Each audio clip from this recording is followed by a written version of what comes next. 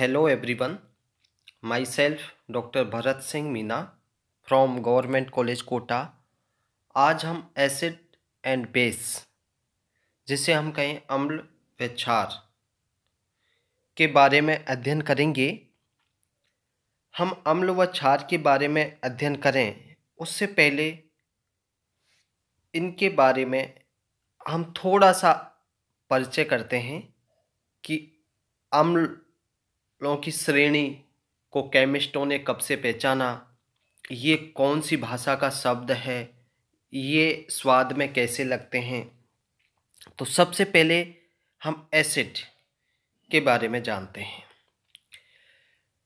जो केमिस्ट हैं वो प्राचीन समय से ही अम्लों की श्रेणी के पदार्थों से परिचित रहे हैं और ऐसे पदार्थ जो स्वाद में खट्टे हों, वनस्पति रंजकों के साथ क्रिया करते हों तथा कई जल में अविलेय पदार्थों को घोलने की क्षमता रखते हों, उन्हें हम अम्ल व एसिड कहते हैं। लैटिन भाषा में जो शब्द है एशुडस, ACIDUS, का अर्थ होता है खट्टा। ठीक है। लेवोजिए ने कहा कि ऑक्सीजन समस्त अम्लों का एक आवश्यक तत्व है, जबकि डेवी ने सिद्ध किया कि ऑक्सीजन समस्त अम्लों का आवश्यक तत्व नहीं है, अपितु हाइड्रोजन वह तत्व है जो समस्त अम्लों में मौजूद होता है। जबकि लीविंग ने अम्लों के लिए प्रोटोनिक अवधारणा को स्थापित किया और लीविंग ने क्या कहा, अम्ल वह पदार्थ है जिसमें प्रतिस्थापनीय हाइड्रोजन के साथ एक अम्लीय मूलक जुड़ा हुआ हो।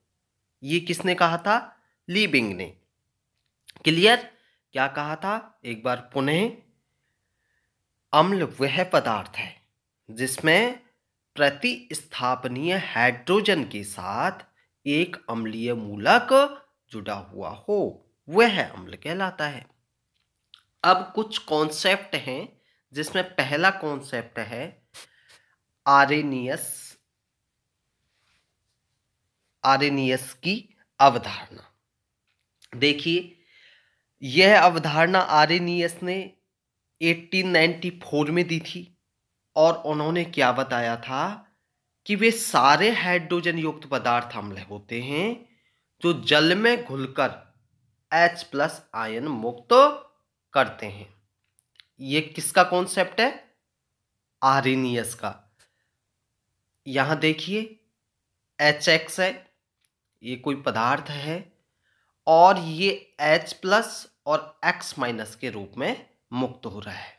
इसी प्रकार से उन्होंने क्या कहा कि वे सारे हाइड्रोक्सी यौगिक क्षार होते हैं जो जल में घुलकर OH आयन मुक्त करते हैं। जैसे ये कोई कंपाउंड है BOH, ये B+ OH- के रूप में फ्री हो गया है।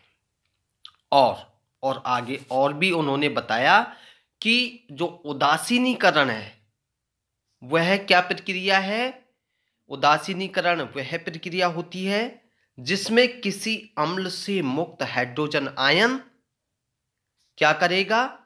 किसी क्षार से मुक्त OH आयन परस्पर संयोग करके जल का अणु बनाते हैं। देखिए, H+ और OH- ये दोनों आपस में संयोग करेंगे तो कौन सा मॉलिक्यूल बनेगा? वाटर मॉलिक्यूल बनेगा। देखिए H2। और यह सिद्धांत जल के स्वतः अपघटन पर भी केंद्रित है। आप देखिए HOH और किसमें रिमूव हो रहा है? HOH H+ एक्वस में और OH- एक्वस में। अब आप देखेंगे कि अत्यंत अल्प संख्या के जो जल के अणु हैं में वियोजित होते हैं। अल्प संख्या में जो जल के अणु हैं वो किस में वियोजित होते हैं? अत्यंत अल्प संख्या में वियोजित हो जाते हैं। किसी विलयन को उदासीन कब कहा जाता है? यदि उसमें हाइड्रोजन आयन और हाइड्रोक्साइड आयन बराबर संख्या में हों, तब उस विलयन को क्या कहेंगे हम? उदासीन विलयन कहेंगे। और यदि विलयन में हाइड्रोजन आयनों की संख्या अधिक हो तो वो विलयन कैसा कहलाएगा? एसिडिक या अम्लीय विलयन कहलाएगा। और इसके विपरीत आप देखें, अगर उस विलयन में OH आयन या हाइड्रोक्साइड आयन अधिक संख्या में है तो वह विलयन आपका क्षारीय विलयन कहलाएगा या बेसिक विलयन कहलाएगा। क्लियर? किसी विलयन में हाइड्रोजन आयनों की संख्या दो प्रकार से बढ़ सकती है। कैसे बढ़ सकती है? पहला तो क्या है, उसमें ऐसा पदार्थ डाला जाए जो प्रोटीन मुक्त करे। देखिए ये HCl है, अब ये H प्लस को कैसा पदार्थ डाला जाए जो प्रोटॉन मुक्त करे। अब HCl है, ये H प्लस मुक्त कर रहा है तो ये प्रोटॉन है और Cl माइनस। और सेकंड क्या है, दो टाइप से कैसे बढ़ी, उसमें ऐसा पदार्थ डाला जाए जो विलयन में OH माइनस आयनों को हटा दे। ठीक है, पहले में तो क्या करे कि ऐसा पदार्थ डाले जो H प्लस को बढ़ा दे, तब भी हाइड्रोजन आयनों की संख्या बढ़ेगी। और दूसरे में वो क्या करे, OH माइनस आयनों को घटा दे, तो जब OH माइनस घटेंगे तो क्या बढ़ेंगे?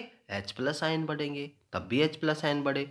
तो दूसरे टाइप में क्या होगा कि ऐसा पदार्थ विलयन में डालें कि OH आयनों को घटा दे, तो देखिए BOH का whole thrice plus OH minus, तो ये BOH4 माइनस के रूप में बन जाएगा। तो इसने क्या करा, विलयन में से एक OH माइनस को और ले लिया, अर्थात OH माइनस की संख्या को घटा दिया। तो इन दोनों प्रकार से विलयन में हाइड्रोजन आयनों की संख्या बढ़ जाएगी।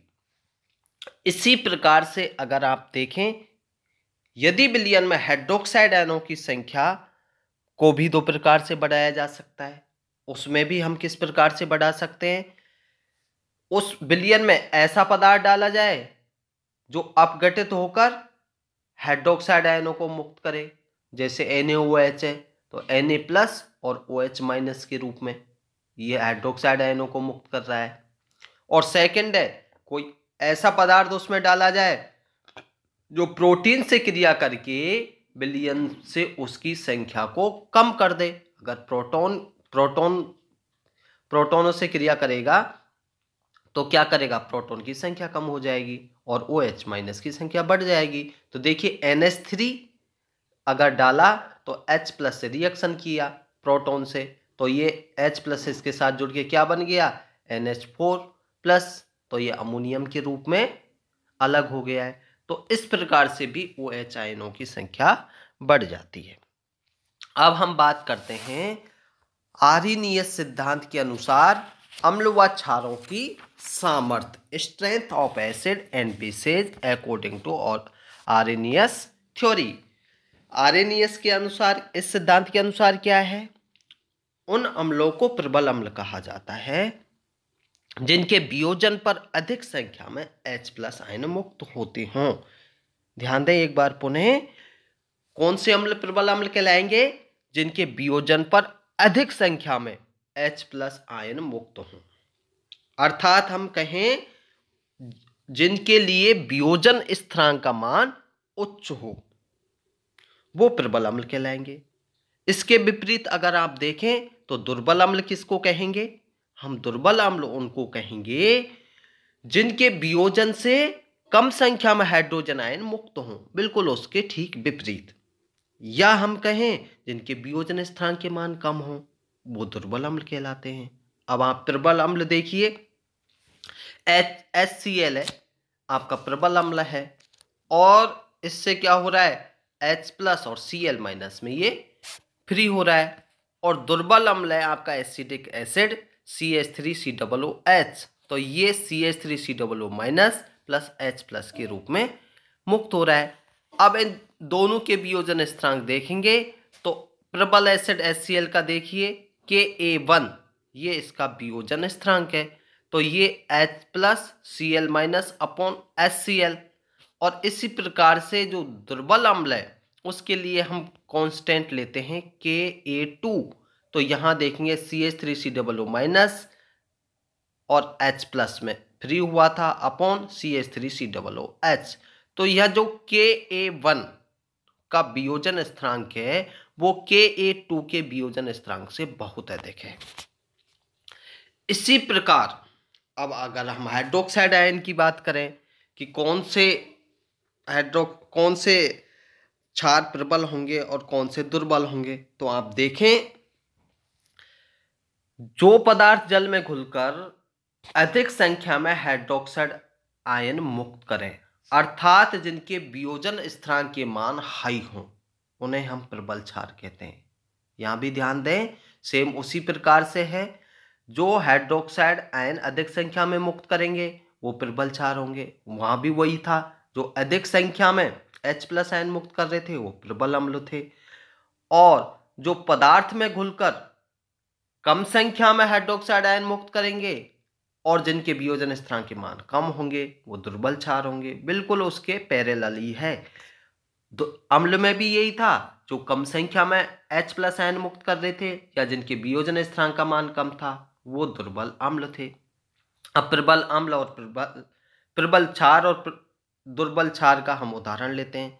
ये KOH आपका प्रबल क्षार है और ये K प्लस और OH आयन के रूप में टूट गया है। इसी प्रकार से दुर्बल क्षार को देखें तो ये NH4 plus plus OH minus के रूप में टूट गया है। अब आप देखें इसके लिए KOH जो प्रबल क्षार है इसके वियोजन स्थिरांक का मान Kb1, B4 बेस, वहां पे हमने लिया था A4 एसिड, तो यहां पर देखें Kb1 बराबर K plus OH minus upon KOH, और ये Kb2 ये दुर्बल क्षार के लिए, B1 और B2 इसलिए लिया है ताकि हम ये पहचान पाएं कि B1 किसके लिए लिया और B2 किसके लिए लिया।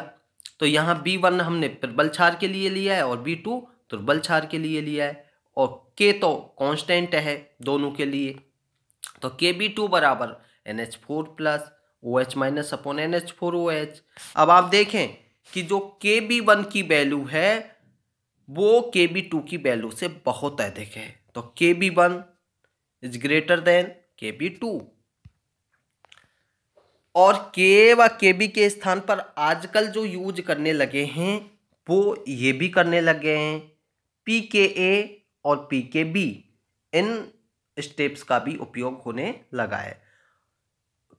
pKa बराबर होता है माइनस लॉग Ka और pKb बराबर होता है माइनस लॉग Kb।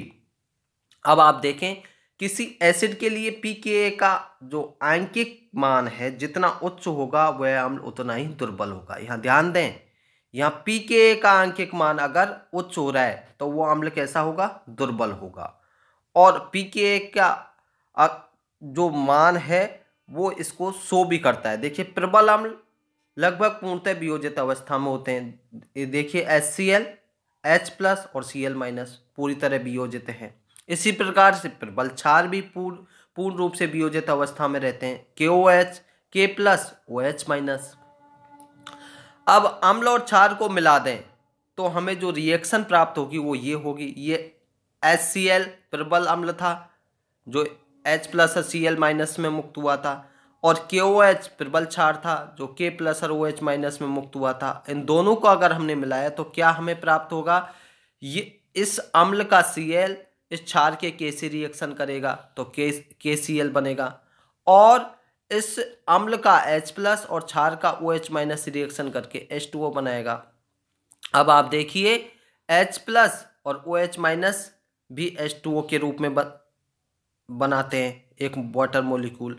तो अब देखेंगे कि अम्ल के H प्लस आयन और क्षार के हाइड्रोक्साइड आयन जब संयुक्त तो होके नगण्य वियोजित होने वाले क्या बनाएंगे, जल अणु बना लेते हैं। अर्थात हम कहें विलयन से अम्ल व क्षार दोनों के गुण नष्ट हो जाते हैं, क्योंकि H प्लस अम्ल का गुण रखता है, OH माइनस क्षार का रखता है, लेकिन जैसे ये मिल जाएंगे तो H2O बन जाएगा और विलयन से एसिड और बेस दोनों के कैरेक्टर खत्म हो जाएंगे।